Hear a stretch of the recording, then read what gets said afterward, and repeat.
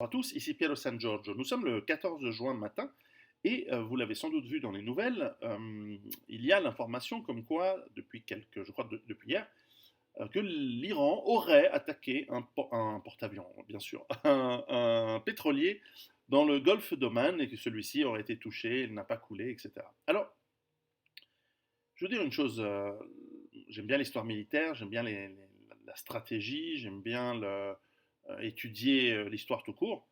Et lorsque vous souhaitez attaquer un pays, vous avez deux grosses façons de le faire en général. La première, c'est de la faire en secret, c'est de le faire en secret, de faire une guerre cachée, couverte, avec du sabotage, du vol d'informations, des agents spéciaux et secrets qui vont mettre en place des réseaux dormants, des cellules de terrorisme que vous pouvez également financer par des tiers, des partis tiers, etc. Ou alors vous faites des attaques massives, frontales, efficaces, avec le maximum de puissance de feu en le plus court laps de temps possible. Les Japonais, lorsqu'ils ont attaqué Pearl Harbor en 1941, ils ont massé leur flotte de porte-avions en secret dans le nord du Japon, en dehors des routes commerciales classiques. Ils ont attaqué ensuite Hawaï, Oahu, Pearl Harbor et les différentes autres bases militaires là-bas, plus ou moins en secret pour créer un effet de choc, un effet de surprise. Lorsque, par exemple, l'Allemagne a souhaité envahir l'Union soviétique en 1941, le juin 1941, elle a massé presque 1 million d'hommes avec le matériel nécessaire sur la frontière, prêts à attaquer. Lorsque une attaque se fait, elle est généralement massive pour avoir le maximum d'impact. Lorsqu'en revanche, vous voyez des attaques aussi petites, euh, voilà, une attaque de mine, là on a essayé de nous faire croire que c'est une attaque à la torpille, alors qu'en réalité, ça a été probablement une attaque ratée, puisque une partie des mines qui ont été placées, des mines magnétiques qui ont été placées sur le bateau, n'ont pas sauté, et donc le bateau n'a pas coulé, donc on va trouver ce qui se passe. Lorsque vous voyez des petites attaques comme ça, comme par exemple lorsque l'Allemagne nazie souhaitait envahir la Pologne, enfin c'est plus compliqué que ça, c'était une histoire avec la ville allemande de Danzig et pour euh, protéger les minorités allemandes en Pologne. Mais enfin bon, l'invasion de la Pologne était préparée comme option. Eh bien, Hitler a donné l'ordre que des commandos allemands soient déguisés en soldats polonais et attaquent une station radio en Allemagne, sur la frontière, pour pouvoir justifier une agression de l'ennemi polonaise, de ceux que tu vas attaquer. Et l'armée allemande était massée, prête à attaquer et à envahir la Pologne. Et donc,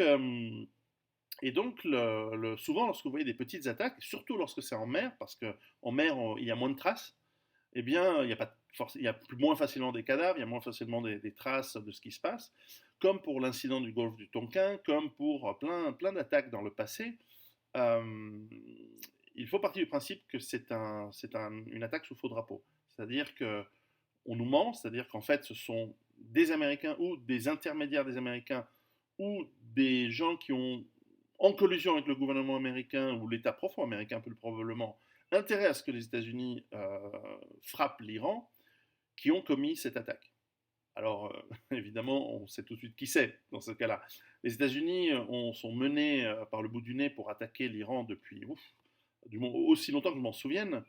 Il y a eu cette tension au cours de, même déjà dans les années 80, alors que les États-Unis soutenaient l'Iran contre l'Irak, enfin ils soutenaient aussi l'Irak contre l'Iran, parce qu'il n'y a pas de mal à se faire un petit billet sur les guerres des autres, mais en tout cas, depuis en tout cas la fin des années 90, le mouvement dit des néoconservateurs, qui sont en fait un lobby pro-guerre, mais surtout pro-intérêt d'Israël, eh bien, souhaite la guerre contre l'Iran, en tout cas, pour neutraliser la puissance guerre d'Iran. Ce qui est tout à fait compréhensible si vous vous mettez à la place des Israéliens, c'est-à-dire qu'eux se disent, ben, nous voulons être dominants et être absolument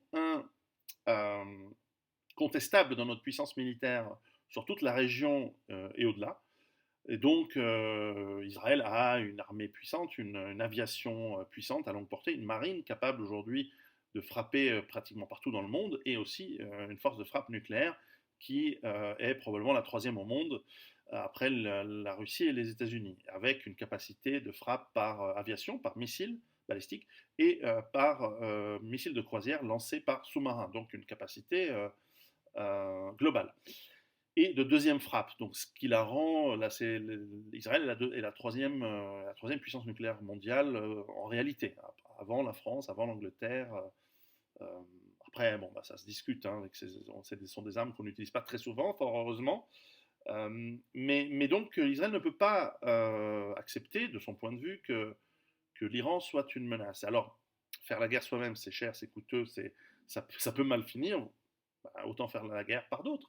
Et c'est à ça que servent les lobbies, c'est à ça que servent les réseaux d'influence, c'est à ça que sert aussi d'avoir une diaspora, une population qui est israélienne, pro-israélienne, qui habite aux États-Unis, qui en plus réussit bien depuis un siècle financièrement et qui a beaucoup d'influence depuis un siècle et demi, et qui volontairement, et si ce n'est pas volontairement avec un petit peu de pression, va faire pression elle-même sur les différents réseaux d'influence, pas forcément directement sur le gouvernement, quoique des fois on ne s'en prive pas, mais via les réseaux qui sont organisés en associations clairement pro-israélienne. Moi, je ne se cache pas. Et d'ailleurs, c'est tout à fait légal aux États-Unis, ce qui est un gros problème dans un pays multi-ethnique, multiconfessionnel, multiculturel, où en fait chaque culture va tirer pour ses propres intérêts. Donc c'est inacceptable. Un pays doit être homogène, point. Donc il ne faudrait pas que ces minorités aient droit de vote et capacité d'influencer un État, mais dans n'importe quel pays du monde. Je veux dire, ils ont leur État, et puis voilà. Enfin, bon, c'est mon avis. Et donc, ce que l'on risque de voir aujourd'hui, c'est que contrairement, je vous l'avais dit, lorsque il y avait des tensions en Corée du Nord, qu'il n'y aurait pas eu de guerre. Et il n'y en a pas eu, et il n'y en aura pas. Parce que les États-Unis, tout comme la Corée du Nord, n'ont pas intérêt du tout à une guerre. Cette tension, elle n'est que du cinéma pour entamer ou continuer ou redémarrer des négociations. Et ça peut durer encore des années tant que le monde ne s'effondre pas. Il y a des enjeux énergétiques à la clé, mais ils ne sont pas suffisants par rapport au risque de pulvérisation de la Corée du Sud, qui est un partenaire commercial et une base industrielle très importante dans le monde aujourd'hui, notamment pour les États-Unis. Et donc, ils ne prendraient jamais le risque d'aller en guerre pour, certes, des terres rares importantes, mais qu'ils pourront obtenir par la négociation euh, par rapport, si on compare au risque de perdre donc la Corée du Sud. En Iran, c'est différent. Les États-Unis ont des investissements en Iran, ils ont des industries en Iran, et on peut imaginer que des tensions mineures qui peuvent déclencher des attaques mineures peuvent être envisageables. Donc là, le risque de guerre, je le prévois depuis en fait 2002, eh bien, il est réel. Et président après président depuis 2002, alors sous le règne Bush 2, forcément c'était prématuré, puisqu'il fallait d'abord pacifier l'Irak et l'Iran. Bon, ils n'y sont pas arrivés. Enfin, l'Irak et l'Afghanistan, et les États-Unis n'y sont pas arrivés. Donc, mais et puis sous Obama, ben, la Syrie a été un désastre. Il y a eu la Libye.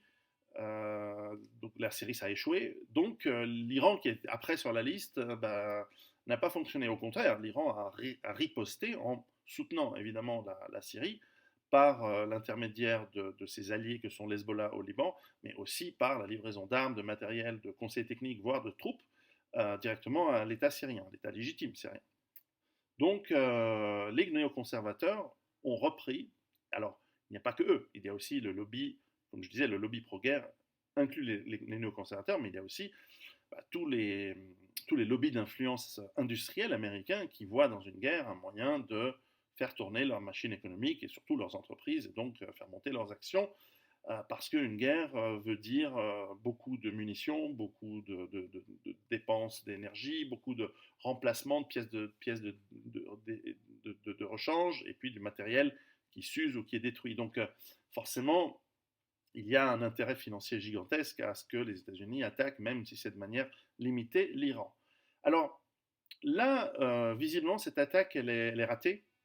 On se rend bien compte que ce n'est pas une attaque décisive. Et encore une fois, si l'Iran voulait vraiment attaquer, d'abord c'est une population assez intelligente et les leaders sont surtout militaires, ne sont pas les derniers, c'est pas les Irakiens de Saddam Hussein, hein, ils sont beaucoup plus malins. Si l'Iran voulait attaquer les intérêts des États-Unis de manière, alors ils ne peuvent pas faire une attaque globale, mais ils peuvent faire une attaque assez importante, c'est d'abord utiliser leur réseau, dont une partie sont dormants, aux États-Unis. C'est-à-dire que l'Iran a les moyens de créer énormément de sabotage et de destruction par le biais du terrorisme, aussi par le biais d'actes cachés sur le territoire américain, puisqu'il y a des millions d'Iraniens qui habitent aux États-Unis. Euh, Sans parler des différents groupes terroristes financés et placés aux États-Unis en sous-main par le biais de l'immigration latino, qui ne transporte pas que des latinos, mais qui transporte aussi des gens du Moyen-Orient. Donc, dont certains sont peut-être financés par l'Iran, et donc l'Iran a le moyen. Et du point de vue des États-Unis, d'ailleurs, c'est inacceptable. Les États-Unis devraient plutôt se préoccuper de ce risque-là plutôt que de l'armement de l'Iran en Iran, qui est le problème des Iraniens. Et en ce sens, vous voyez, on peut soutenir les États-Unis par rapport à un aspect de cette guerre possible, mais vous pouvez aussi soutenir l'Iran par rapport à un autre aspect de cette guerre possible. Enfin, l'Iran peut attaquer dans le Golfe, par des moyens militaires classiques, les installations et les intérêts américains qui sont dans des bases et dans des navires de guerre et des bases de surveillance, de radars, etc., que les États-Unis ont autour de l'Iran, notamment dans le Golfe, dans le Qatar, au Bahreïn surtout, dans les Émirats arabes, au Koweït. Et puis l'Iran a un moyen d'attaquer les États-Unis en Irak. Le gouvernement irakien est pro-iranien, il est chiite, il y a des forces iraniennes dormantes également, elles ne sont pas tellement dormantes, elles ont été réveillées pendant 20 ans, qui sont, ou en tout cas des forces alliées à l'Iran, qui sont présentes au Liban, en Irak, et dans certaines parties, parce qu'il y a des ethnies, on va dire, proches des Iraniens qui sont en Afghanistan, et donc dans le sud de l'Afghanistan. Et donc l'Iran pourrait frapper des bases américaines un peu partout dans la région, avec des commandos, avec des forces navales, et peut-être même des forces aériennes et des missiles. Donc si l'Iran voulait attaquer les États-Unis, il le ferait de manière subite, surprenante et puissante, et ensuite dirait, voilà, arrêtez de nous harceler, on peut se défendre, et mobiliserait à ce moment-là, et les États-Unis se trouveraient devant devant une tâche beaucoup plus difficile.